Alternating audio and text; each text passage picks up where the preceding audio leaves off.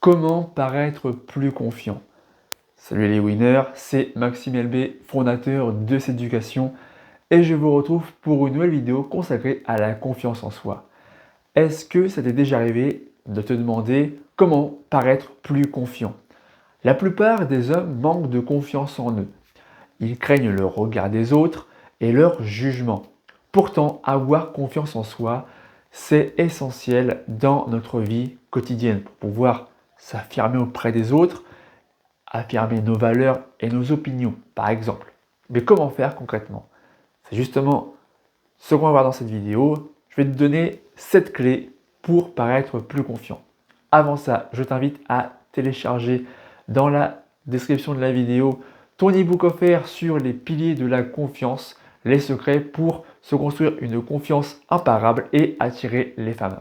Dans cet e-book, tu vas apprendre à développer un état d'esprit de winner qui attire les femmes et comment retrouver confiance en toi. Le lien pour la télécharger est dans la description. Ça étant dit, on va passer au cœur du sujet avec la première clé pour paraître plus confiant en toi, c'est d'adopter une attitude physique confiante dans la gestuelle, le regard et la posture. On va voir ça ensemble. Alors, ton langage corporel révèle ta confiance en toi, ton attitude envers les autres. Ta posture doit être droite, ouverte, disponible à la discussion. Un regard franc, non pas tourné vers le bas. Un regard fuyant, loin de là. Ta démarche doit être assurée. Ta démarche doit être assurée. Ne sois pas voûté, n'aie pas le dos voûté, les épaules en avant, la tête baissée, ou ne cherche pas à éviter le regard des autres. Affronte le regard des autres. Ne sois pas réservé et incertain dans ton attitude, dans ta démarche, dans ta posture. Pour ça, tu peux te filmer lors d'événements ou demander l'avis de tes proches, ta famille, tes amis. Ainsi, tu vas apprendre davantage d'informations sur ton attitude générale. Tu vas savoir ce que pensent tes amis de ton attitude, de ta démarche, de ta posture. Ainsi, tu vas pouvoir repérer les défauts trouvés par tes proches, tes amis. Ainsi, tu vas pouvoir les corriger. Par exemple, une attitude renfermée, un dos recroquevillé, un regard fuyant, etc. pour pouvoir parfaire ton image d'homme attirant, d'homme confiant en lui. L'attitude est donc essentielle pour transmettre l'image d'un homme confiant en lui. La posture doit être droite. Rentre le ventre, les épaules légèrement vers l'arrière, sors le buste, les pecs vers en avant et la tête bien droite. Fais comme si tu étais tenu par un marionnettiste qui te tient par un fil, comme ceci. Avec de la pratique, l'expérience, ça viendra tout seul. Ça deviendra une seconde habitude chez toi. Apprends à marcher calmement, posément, avec une démarche calme, ancrée dans le sol, solide, masculine.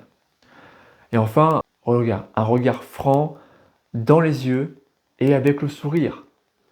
Le sourire donne toujours envie aux gens d'apprendre à vous connaître. Il envoie de bonnes ondes, de bonnes émotions, une bonne énergie. Avec le sourire, le visage est illuminé, beaucoup plus bienveillant, sympathique, ouvert à la discussion. C'est un excellent moyen de communication non verbale. Vous mettrez ainsi les autres beaucoup plus à l'aise. Deuxième clé, pour paraître plus confiant en soi, vous devez apprendre à parler avec assurance. Apprendre à s'exprimer avec assurance, c'est un excellent moyen de paraître plus confiant en soi. Apprenez à contrôler votre débit de parole, à peser vos mots, à prendre votre temps, à faire des pauses entre chaque mot ou entre chaque phrase. Il faut que vos mots soient puissants, que vos idées soient puissantes, impactantes. Parce que plus vous parlerez vite, moins votre auditoire aura compris votre message derrière. Pour ce faire, c'est tout simple. Enregistrez-vous en train de parler et vous réécoutez en boucle vos conversations pour connaître votre propre débit, voir si vous parlez trop lentement ou trop vite, histoire de réguler, de corriger vos défauts, là encore. Et le fait de réfléchir à ce que vous allez dire, ça va vous éviter de tomber dans ces travers, d'utiliser les tics de langage. En général, ces tics de langage nous servent à combler les blancs. Parce que on a tous peur qu'il y ait un silence. Vous voyez, comme ceci. Un silence pesant, malaisant. Alors que en pesant vos mots, vos idées seront plus impactantes. Ne cherchez pas à combler les blancs. Vous n'avez rien à dire, ne dites rien. Par rapport au regard, là encore, un regard franc et direct. Il faudrait que, par le contact visuel, vous n'ayez même pas à parler. Que votre regard parle à la place de vos paroles. Faire passer un message à travers votre regard. Et pour ce faire, entraînez-vous devant votre miroir ou devant votre interlocuteur, interlocutrice. Vous fixez un point entre ces deux yeux, ici. Et vous ne le lâchez pas d'une semelle. En étant toujours attentif aux propos de la fille en face de vous, et sans non plus tomber dans le regard fixe et flippant. Parce que si vous restez H24 fixé sur la personne en face de vous comme ça devient limite flippant. Et c'est pas l'image que vous voulez renvoyer à la personne en face de vous. Vous devez insuffler de la vie dans votre discours, dans votre conversation, votre communication. Faites vivre vos émotions à travers votre conversation, vos paroles, vos idées, vos phrases. Répétez votre discours chez vous avant de sortir, par exemple. Enregistrez-vous pour voir votre manière de parler, votre façon de parler, de vous exprimer. Observez les intonations. Quand vous jouez avec la voix, est-ce que vous parlez trop fort ou pas assez fort? Est-ce que vous chuchotez? Ou est-ce que vous parlez beaucoup trop fort? À vous de réguler là encore le volume de voix. De mettre l'accent sur les passages importants de votre discours. Pour ça, vous pouvez faire comme ce que j'ai fait à mes débuts, quand j'étais au lycée notamment, de prendre des cours de théâtre pour apprendre à parler fort devant un public, devant un auditoire. Ça peut aussi réguler votre timidité, apprendre à parler en public. Troisième clé, qui sera beaucoup plus rapide ici, c'est d'exprimer, d'oser exprimer vos opinions, donner votre avis sur tel ou tel sujet. Quand on est timide, c'est compliqué parce qu'on va souvent se rallier à la majorité, parce qu'on a peur du regard des autres, du jugement des autres, on a peur de se faire critiquer parce qu'on pense différemment de l'autre. Or, vous devez oser. L'homme alpha, le winner, l'homme masculin solide, sait ce qu'il aime, ce qu'il n'aime pas, il a des principes, des valeurs, il sait ce qu'il pense sur tel ou tel sujet. Il a un avis bien tranché. Il est ouvert à la discussion, mais il sait qu'il pense telle ou telle chose de tel ou tel sujet.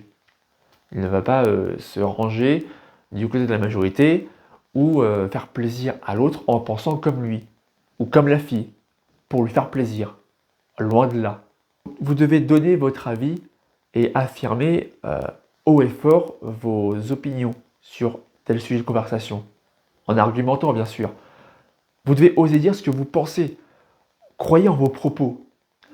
Expliquez vraiment votre point de vue avec conviction. C'est ça qui permettra d'avoir un discours bien impactant et de paraître plus confiant en vous. Quatrième clé, apprenez à vous connaître. Tout part de vous-même.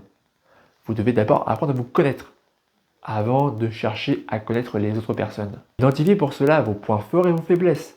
On en a tous. On a tous des points forts et des points faibles. Des forces, des talents et des faiblesses. Des points d'amélioration. C'est un excellent moyen pour pouvoir parer aux situations. Vous devez vous préparer à l'avance pour adopter la bonne attitude à avoir. Vous devez transformer vos faiblesses. Déjà les repérer, les identifier. Et une fois que c'est fait, vous devez transformer ces faiblesses en force. Ça vous permettra par exemple de surmonter votre peur de parler aux autres. Si votre faiblesse est de parler en public, d'être timide, faites tout ce qui est en votre pouvoir pour surmonter ça. Vos faiblesses doivent devenir des forces. Enfin, pour finir sur cette clé numéro 4, vous devez assumer vos imperfections. On a des faiblesses, des défauts, vous devez les accepter, les assumer. Il est impossible pour tout être humain sur Terre d'être bon dans tous les domaines de sa vie. Concentrez-vous sur les choses que vous maîtrisez, sur vos talents, vos forces, pour les exploiter à leur plein potentiel. Vous devez connaître vos points forts pour les valoriser. C'est ça qui fait votre charme. C'est ça qui fait votre unicité, votre authenticité. Vous êtes unique. montrez-le aux autres personnes. Cinquième astuce, vous devez avoir une meilleure opinion de vous-même en apprenant à vous faire confiance d'abord. Ayez confiance en vos capacités de réussite. C'est toute l'essence de la confiance en soi. Un homme confiant en lui, c'est un homme qui est confiant en ses capacités de réussir dans la vie. Il est capable de succès, de réussir tel ou tel exploit, telle ou telle tâche. Ça renforce sa confiance en lui. Donc apprenez à vous faire confiance. C'est une compétence à travailler sur le long terme, donc vous devez agir, travailler sur vous-même. Prenez conscience de vos qualités et de vos réalisations passées, de vos succès passés, de vos talents passés. Peu importe votre âge, vous avez tous réalisé des exploits, décroché des diplômes ou des concours, réussi des examens. N'importe quel succès, aussi minime soit-il, reste un succès. Apprenez à savourer vos exploits, même les plus petits. Par exemple, arriver à l'heure à un entretien, alors qu'en général vous arrivez en retard. Trouver du temps pour vous, alors qu'en général vous êtes débordé par votre emploi du temps.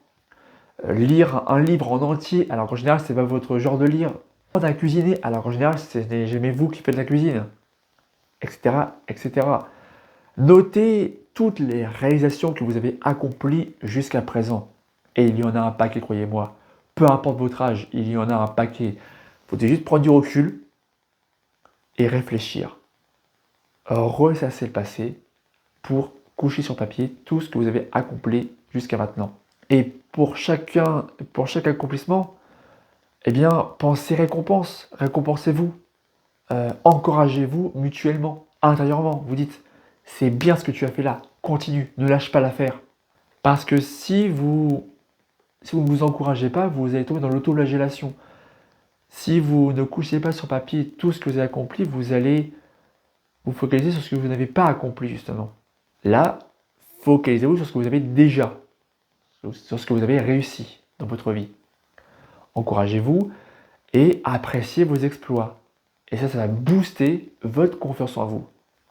Sixième clé, apprenez à relativiser et à replacer les choses dans leur contexte. Pensez positif.